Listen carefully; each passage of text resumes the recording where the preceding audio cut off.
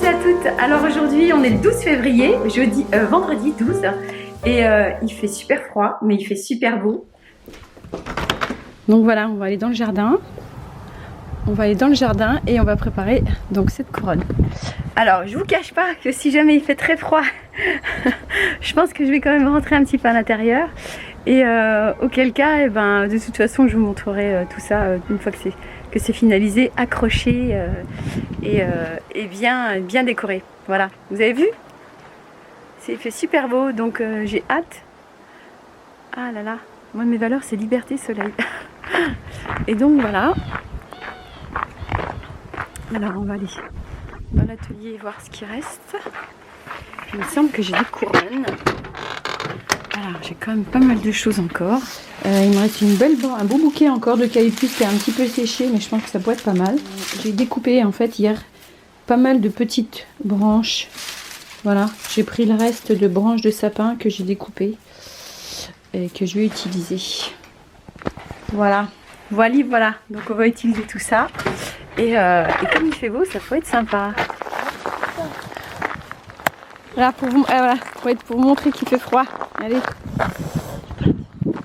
Ah, c'est vraiment froid, hein. -6.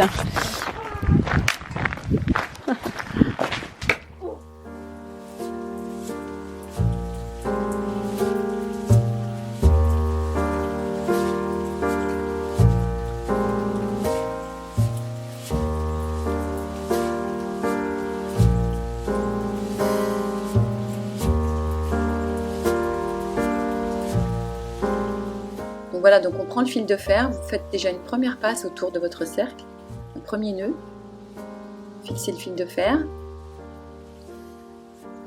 C'est un fil de fer qui est plastifié, hein, tout autour.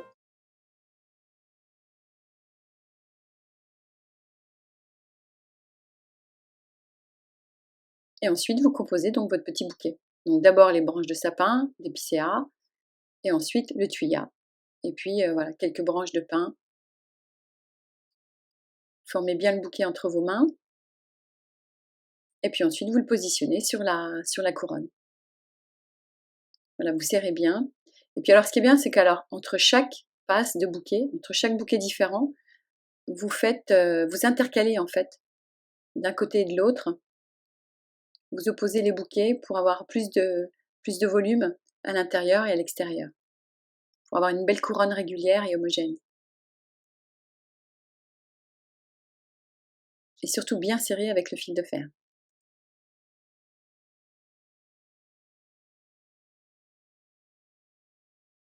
Voilà, donc vous répétez l'opération.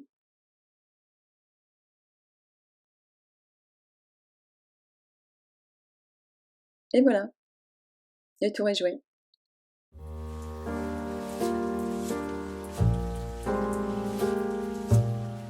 Bon, comme il faisait trop froid à l'extérieur, franchement, je me suis dit, bon, allez, je rentre. Donc, je suis rentrée à l'intérieur au chaud pour terminer donc la composition de cette couronne. Voilà, donc vous voyez, en intercalant en fait en quinconce donc les petits bouquets. Donc voilà, on a beaucoup de volume, on a plus de volume à l'extérieur et à l'intérieur. Voilà, donc je vous laisse la suite en images. Alors, ce qui est super avec ces couronnes végétales, c'est que vous pouvez donc les mettre sur des devantures de portes, sur des portails également, ou à l'intérieur aussi. Parce que bon, à l'intérieur, elles vont quand même elles vont craindre un peu plus la chaleur, mais vous pouvez aussi les mettre dans une belle ambiance aussi à l'intérieur. Et l'avantage, c'est que si vous réalisez ces couronnes au mois de décembre, pour les fêtes de fin d'année, alors vous pouvez les conserver à l'extérieur facilement jusqu'au fin février, début mars.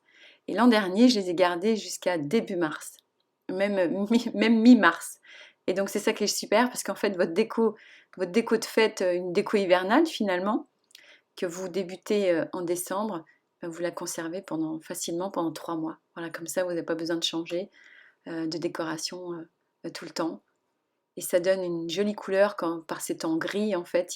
Quand il fait froid l'hiver, je trouve que ces tonalités de vert, ça apporte vraiment de la douceur au paysage, ça apporte vraiment de la douceur à la maison, je trouve. Alors ensuite, donc, une fois que vous avez terminé, donc, vous passez un beau ruban Là, en l'occurrence, j'ai pris un ruban en lin avec un petit peu de dorure dedans. Vous le glissez donc dans le cercle métallique. Vous faites un beau nœud bien solide.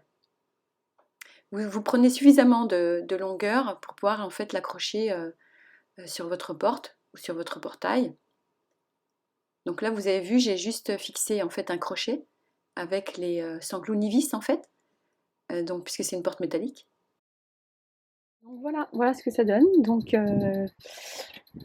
avec du thuya, quelques branches d'épicéa et de sapin. Je trouve que ça rend quand même pas mal. C'est un très très beau verre. En plus c'est à portée de main, donc c'est autour de nous, ça coûte rien et je trouve que c'est une bonne manière, son empreinte écologique pour la déco. Donc voilà, avec 3 fois rien. Voilà. Et maintenant, place à la réalisation de la seconde couronne, donc avec le bouquet de houx qu'on m'a rapporté. Et donc, je trouve que l'association est juste parfaite, avec les deux dégradés, plus la note de rouge.